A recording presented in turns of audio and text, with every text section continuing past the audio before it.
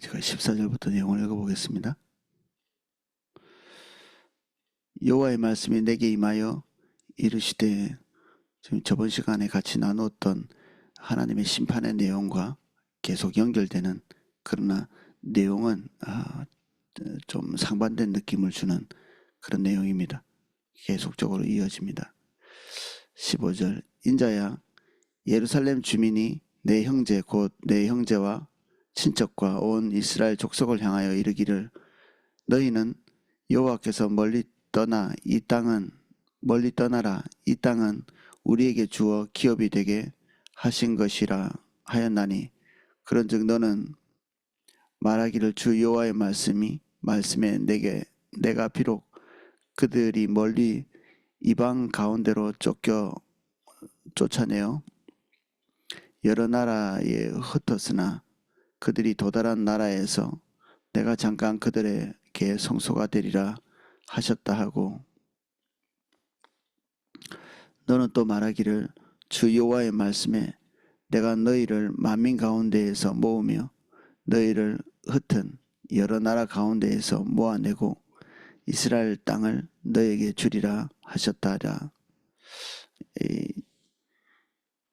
하나님께서 3차에 걸쳐서 이스라엘 백성들이 바벨론에 의해서 이렇게 침략당하도록 이렇게 허락하셨는데, 우리는 이런 재앙이 닥칠 때 하나님이 살아계시다면 어떻게 우리에게 이런 어려운 일이 닥치는가, 또는 여기에 지금 본문에서 여기 남아있는 사람들이 고민하고 생각하고 있는 것처럼, 남아있는 그들은 그래도 그 재앙을 조금 피해갔다 이런 생각을 가지고, 바벨론으로 끌려간 사람들은 남아있는 사람들에 비해서 도덕성이 떨어지거나 하나님과의 관계에서 중대한 문제가 더 많이 있어서 끌려가고, 그리고 남아있는 사람들이 그래도 좀 하나님 앞에서 제대로 살았기 때문에, 또는 심판을 피할 만한 자격이 있기 때문에 남아있을 거라, 여기에 있는 남아있는 사람들도 그렇게 생각하고 우리도 쉽게 그렇게 연상해 볼 수 있는 거죠. 그런데 하나님께서 생각하시는 것은 그들이 생각하는 것과는 상반되어집니다. 실제로 1차 포로에 다니엘과 세 친구 같은 하나님 앞에서 신실했던 사람들도 같이 끌려갔고, 에스겔도 2차 포로 때 끌려간 장본인이기도 하고 그렇죠. 아마 1차, 2차 때 끌려가서 이방의 포로가 된 그 사람들 중에서는 정말 이스라엘 백성들이 하나님을 떠나서 우상 숭배를 하는 그런 데 빠져 있는 것들을 심각하게 고민하고 애통하고 또 나라의 회복을 위해서 기도하고 했던 사람들이 분명히 그 안에 포함되어 있었을 거거든요. 이러보건대 이 사람들이 상상하고 생각하고 유추했던 것처럼 여기에 남아있는 자라고 하나님의 은혜를 더 받았다, 이렇게 볼 수 없죠. 심지어 이 땅에서 하나님께서 재앙이 닥치기 전에 미리 데려간 어떤 사람에 대한 기록도 있는데, 하나님께서는 미리 데려간 그들 눈에는 사람이 죽었기 때문에 살아있는 사람보다 더 재앙이 있지 않았을까 싶으지만, 사실은 이 땅에 죽음보다도 더 참혹한 일이 일어나기 직전에는 하나님께서 당신이 사랑하는 자들을 데려가시는, 이 땅에서 데려가서 그 심판당하는 것을 보지 않게 만드는 그런 일들도 있는 거죠.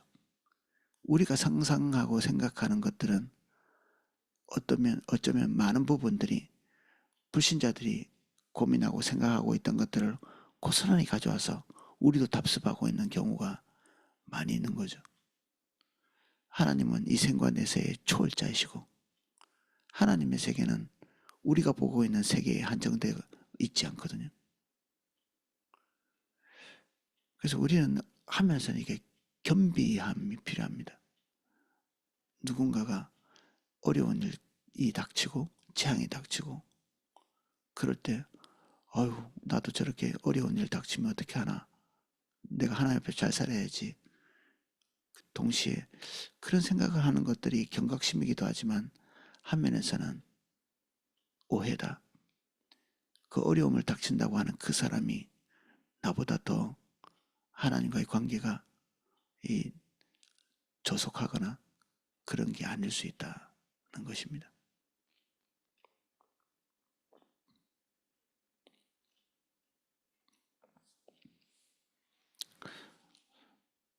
우리 욥의 경우만 봐도 그 시대의 욥처럼 의로운 사람이 없었는데 하나님께서 특정한 목적을 가지고 그에게 어려움을 허락하시는 그런 경우가 있죠.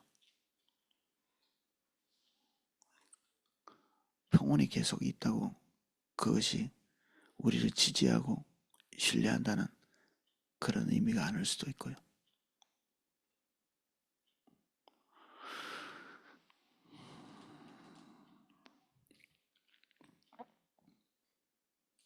그리고 17절에는 그 포로로 끌려간 사람들에 대한 하나님의 먼 미래이기는 하지만 약속이 기록되어 있습니다. 포로로 끌려간 사람들이 영원히 그 속에 있지 않고 언젠가 하나님께서 그들 마음속에 새로운 일을 행하시고 그들의 삶에도 새로운 일을 행하게 될 것이다 약속합니다. 18절입니다. 그들이 그리로 가서 그 가운데의 모든 미운 물건과 가증한 것을 제거하여 버릴지라. 그들이 간절히 원하던 사사로운 목표, 비전, 로망, 그 삶의 버킷리스트, 그들이 이루고 싶은 그 삶의 목표들, 그것만 쫓게 되는 시간들이 무려 70년 동안 있거든요. 우상 숭배하는 사람들하고 똑같이 그들과 같은 방향성을 가지고 살 수밖에 없는 그런 삶이 계속되는. 그러면 사실 뭐 어떤 면에서는 소원 성취했다고 이렇게 볼 수도 있죠. 이스라엘 백성들의 입장에서는 그들의 삶의 안정이 최고로 중요한 문제였고 하나님께서 요구하시는 그 방향이 아니야. 내가 원하고 내가 기대하고 하나님 마음에 있는 열렬한 소망, 그것을 향해서 같이 가자고 그동안 얘기하셨는데 이스라엘 백성 안에는 거기로 따라갈 마음이 별로 없었죠. 그래서 하나님께서 이 단념하고 포기하신 거죠. 그래, 너희들 가고 싶은 대로 가봐. 그래서 이 바벨론에서 정말 우상을 정말 지겹도록 섬기는, 하나님을 섬기지 않는 기간.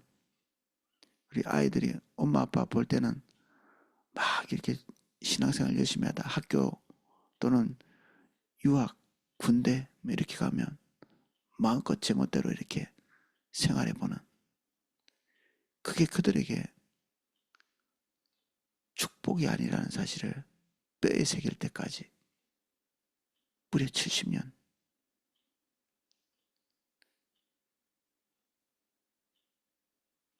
그들이 그것을 체득할 때까지 하나님을 떠난 삶이 그들이 상상하고 기대하는 만큼 그렇게 복되지 않은 것에 대해서 느낄 때까지 방치의 시간이 있는 거죠. 당연히 완전히 버림받는 그런 방치는 아닙니다.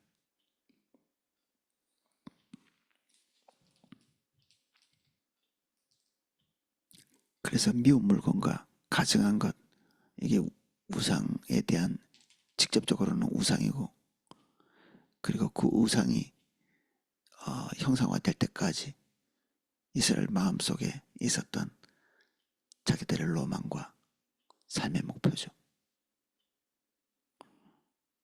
19절입니다. 내가 그들에게 한 마음을 주고 그 영에 새 영을 주며 그 몸에서 돌 같은 마음을 제거하고 살처럼 부드러운 마음을 주어 내 율례를 따르며 내 규례를 지켜 행하게 하리니 그들은 내 백성이 되고 나는 그들의 하나님이 되리라. 하나님께서 원하셨던 최종적 목표가 이 10절에 나오죠. 이스라엘 백성들이 하나님과 같은 마음을 가지기를 원하고 이스라엘 백성들이 그들을 통치하고 그들에게서 하나님의 열매가 맺고 이스라엘 백성들은 하나님의 통치를 기뻐하고 하나님의 뜻 자체를 그들의 뜻과 같이 기뻐하고 즐거워하고 그것을 행할 때 행복해하는, 이게 하나님께서 그리고 계셨던 이스라엘 백성과 하나님과의 그런 관계의 그림인데, 그들이 지금까지 그렇게 하지 못했기 때문에 하나님께서 이 심판을 통해서 그들 마음속에 있던 돌같은 마음, 이게 하나님이 주시지 않은 목표를 향해서 강력한 의지를 가지고 있는 단단한 마음이죠. 돌같은 마음. 몇 차례 얘기했지만 의지력이 굳센 것, 성경 안에서는 그걸 가지고 칭찬하지 않거든요. 굳센 의지, 실행력. 근데 무엇을 위한 것인가? 항상 질문은 그거죠. 무엇을 위한 것인가? 그 의지력과 초질관하는 그 굳센 마음이 무엇을 위한 것인가? 그리고 그렇게 굳세게 돼 있는 것은 어디로부터 출처한 것인가? 하나님께서 신실하도록 계속 은혜를 주신 거면 감사할 일이나, 그 단단한 의지력이 자기 목표를 향한 집념, 자기 욕심에서 비롯된 의지력, 이런 것이라면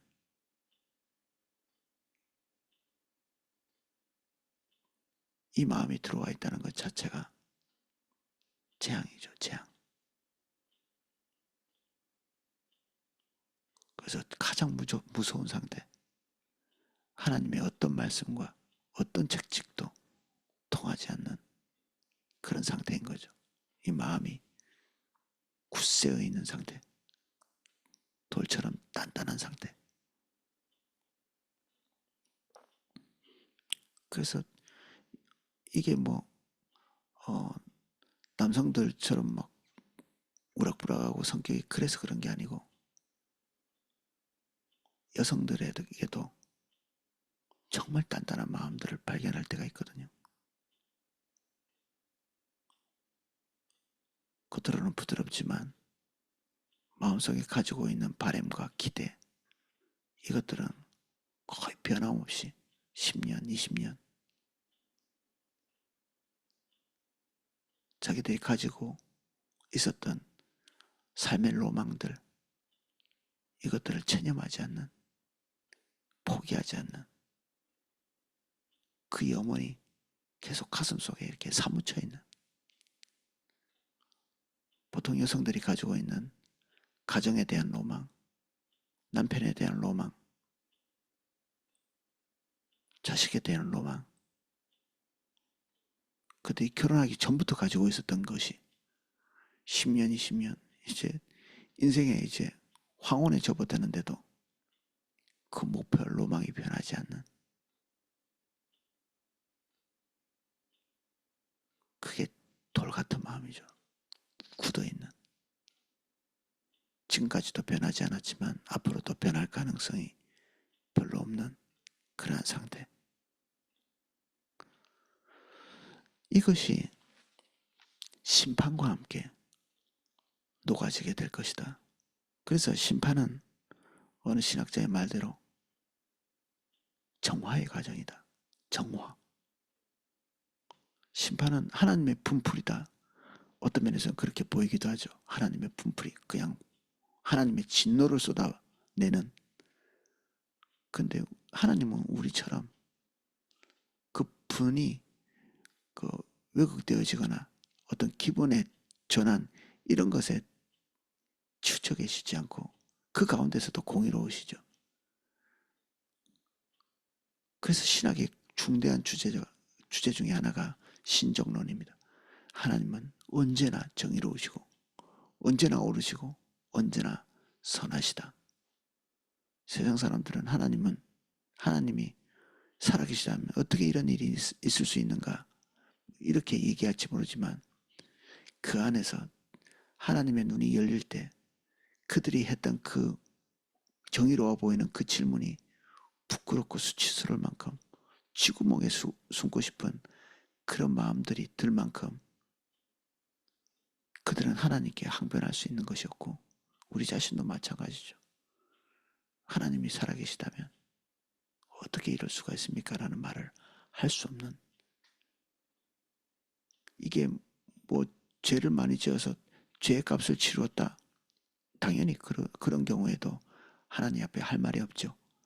그러나 욥과 같이 정말 온전한 자리에 가기 위해서 몸부림쳤던 사람에게 닥치는 재앙조차도 하나님 앞에서 나는 정의로운데 하나님은 왜 그 모양입니까? 왜 내게 이런 일을 허락하셨습니까? 이런 얘기를 할 수 없는 하나님과 우리 사이에 있는 어마어마한 의로움의 격차가 있습니다.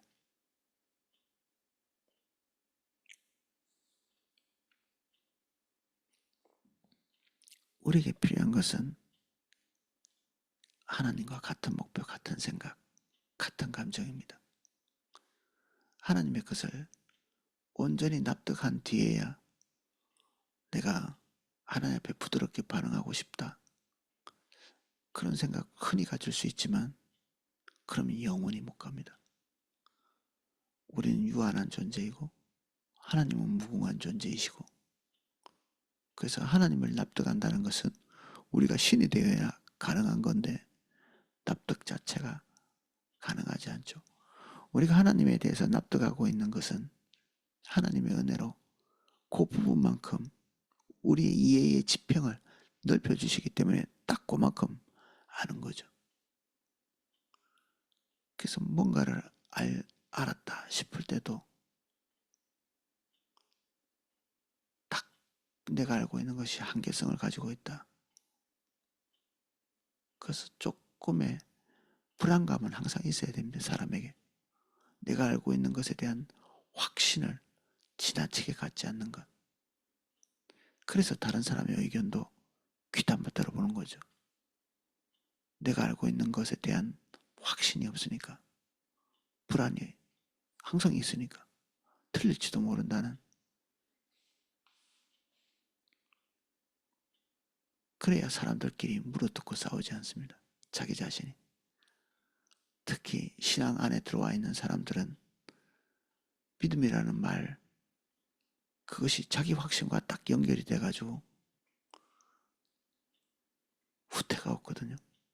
후퇴.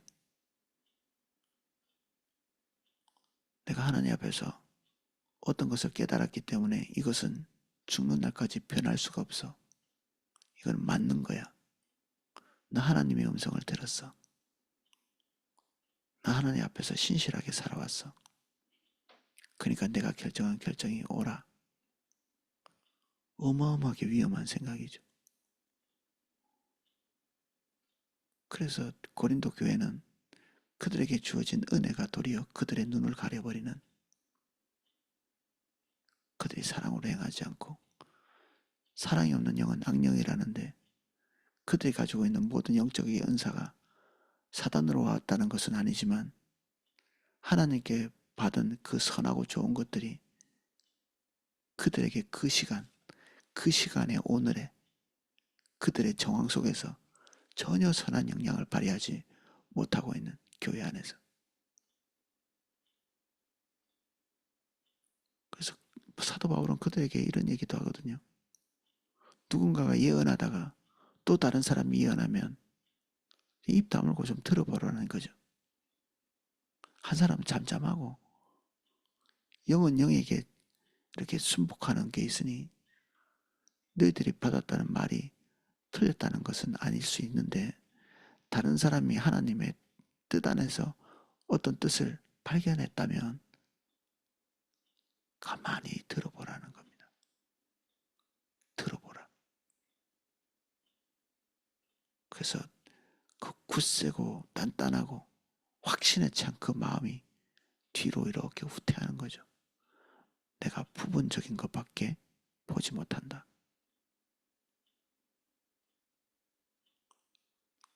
우리는 하나님에 의해서 뭔가를 알게 되기도 합니다. 뭔가를 알게 되는. 그래서 깜짝 놀랄 때가 있죠. 아, 이것이었구나. 그러나 하나님께서 우리에게 주시는 그 깨달음도 지극히 아주 부분적인 것이죠. 사실 이 땅에 있는 동안 온전한 것을 알 수도 없습니다. 알 수 있는 능력 자체가 없고, 최선의 방법은 교회 안에서 다른 지체들이 하나님의 음성을 듣는 것에 대해서 활짝 마음을 열고, 나도 겸손히 하나님께 들은 말을 같이 나누면서 추측해 보는 거죠. 추측. 하나님의 뜻이 오늘 우리에게 무엇을 말씀하고 계시는가. 그래서 중요한 결정이 있을 때마다 가능한 한 많은 사람들이 모여 있을 때 그런 부분에 대해서 하나님께 기도하고 하나님의 음성을 분별하는 거죠. 이거는 정치하는 사람들이 하는 것처럼 다수결에 의해서 뭔가를 하는 그런 것이 아니고, 불확실하니 최선을 다해서 같이 하나님의 뜻을 찾아가 보자는 거죠.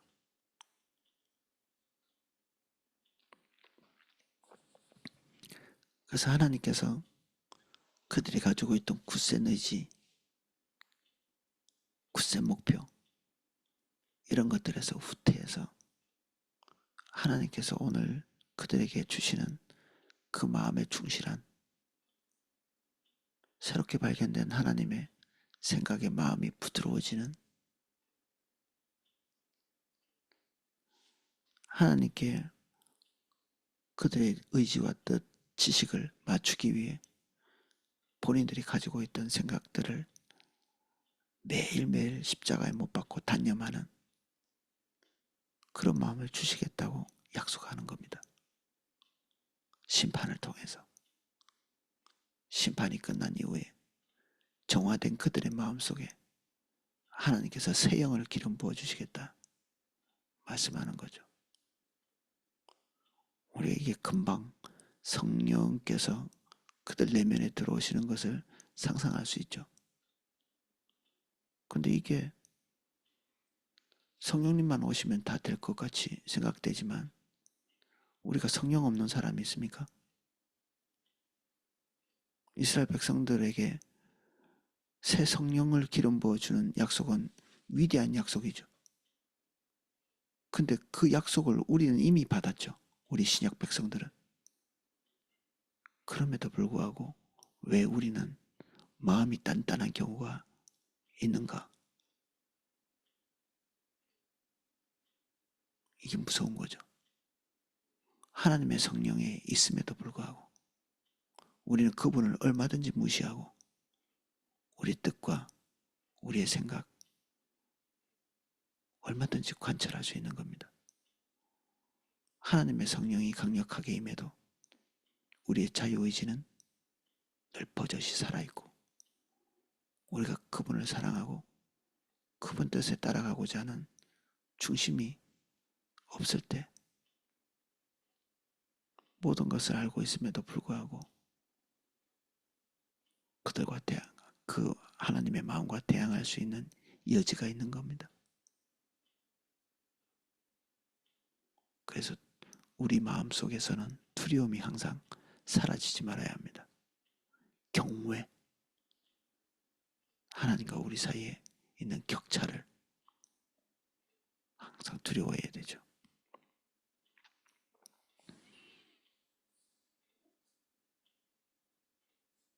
그러나 미운 것과 가증한 것을 마음으로 따르는 자는 내가 그 행위대로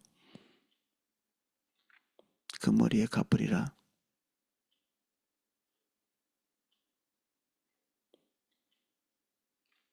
우리는 범사에 뭔가를 환경이나 그럴 수밖에 없었어 이렇게 얘기하는데, 하나님께서는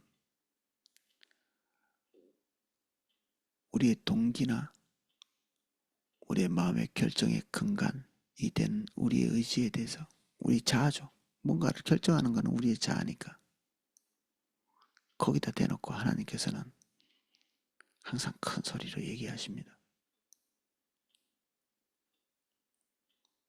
그것을 따르고 최종적으로 결정하는 자에게 그 행위대로 갚아주겠다 말씀하십니다.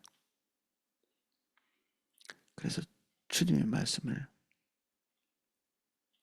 즐거워하는 데서 우리가 이탈하면 그때부터 우리의 삶은 그 말씀에 의해서 붕괴되죠. 어떤 징벌에 의해서 붕괴된다기보다는 그 말씀에 이탈하는 그 순간부터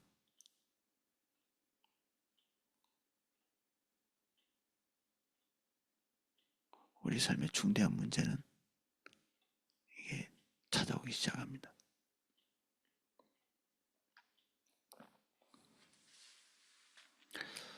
오늘 21절까지 보고 싶었는데 이 22절하고 25절까지 얼마 안 되니까 조금 더 보겠습니다.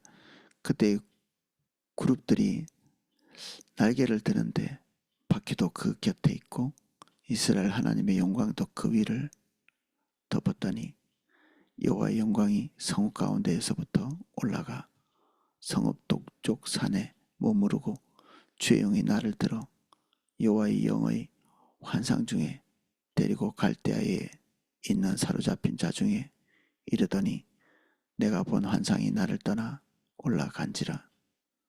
내가 사로잡힌 자에게 여호와께서 내게 보이신 모든 일을 말하니라. 지금 14절부터 21절까지 말씀드린 것은 앞으로 70년 동안 심판이 있고 난 이후에 있을 일입니다. 이건 회복은. 근데 지금 방금 읽은 21절부터 25절은 지금 당장에 닥친 일이죠. 하나님의 임재가 그 영광을 떠나고 하나님의 백성을 떠나고 그들이 예배하는 예배 자리에 더 이상 하나님이 계시지 않는 하나님께서 떠나가시는 과정이죠. 이 추석에 보니까 그런 표현을 써도 되는지 모르겠는데 하나님의 퇴장, 무대에서부터 나가버리시는, 더 이상 이스라엘 역사 속에 하나님이 주인공으로 계시지 않는 하나님의 퇴장은 모든 것이 끝나죠. 주인공이 하나님이신데 연극이나 뭐 이런 무대에서 주인공이 다 나가버리는 것처럼 그러면 연극이 안 되는 거죠. 종교를 말하는 겁니다. 이스라엘 백성들의 역사의 종교, 무의미한 인생, 아무 의미 없는 하나님의 떠나심은 모든 의미의 상실을 얘기합니다. 살아야 될 가치가 없고 존재해야 될 가치도 없는, 밥은 먹고 눈은 뜨고 호흡은 하는데 삶의 의미가 사라져버리는, 그걸 하루 이틀이 아니라 70년을 반복하게 될 것입니다. 무려 70년.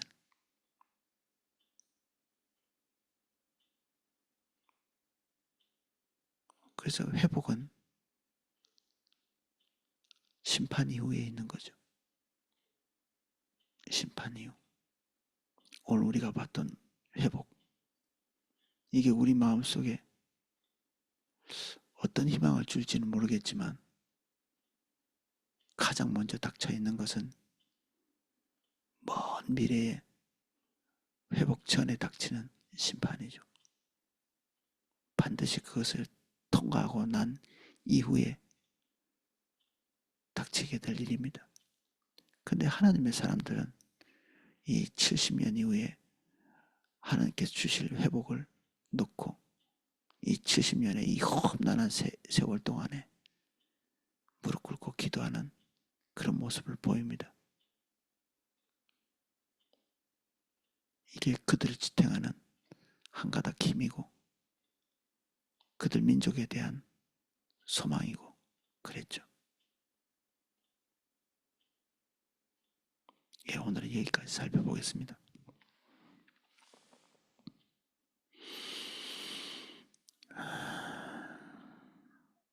누가 하나님 앞에서 정의를 말할 수 있고 누가 하나님 앞에서 신이 어디 계시냐 얘기할 수 있겠습니까? 우리가 두렵고 떨림으로 주님 바라봅니다. 사람의 정의에 속지 않게 해주십시오. 사람의 정의와 올바름과 사람의 자비가 더러운 걸레 같고 떨어진 옷과 같습니다. 우리 안목을 더 활짝 열어주사 우리의 불의를 보게 하시고 하나님의 정의로움을 보게 해주십시오. 나의 낮음과 하나님의 크심을 동시에 보는 저희들이 될 수 있도록 인도해 주십시오. 먼 미래에 있을 회복을 바라보며 오늘 씨를 뿌리기에 맞지 않는 저희들 되게 해주십시오. 다니엘같이 느헤미야같이 오늘을 버리지 않지만 내일의 하나님의 회복을 기대하고 낙심치 않고 기도하는 저희들 되게 해주십시오. 오늘 주의 은혜로 지탱하는 저희들 되게 해주십시오. 계속되는 삶의 무게로 지치지 않게 하시고 그 안에서 주님과 마음과 생각을 같이 하는 결정, 동행을 해낼 수 있도록 우리에게 부드러운 마음과 주를 향한 신실함 주십시오. 주님 기대합니다. 주님 높입니다. 예수님 이름으로 기도합니다. 아멘. 네, 이제 각자 기도하실 수 있도록 음악을 방송해 드리겠습니다.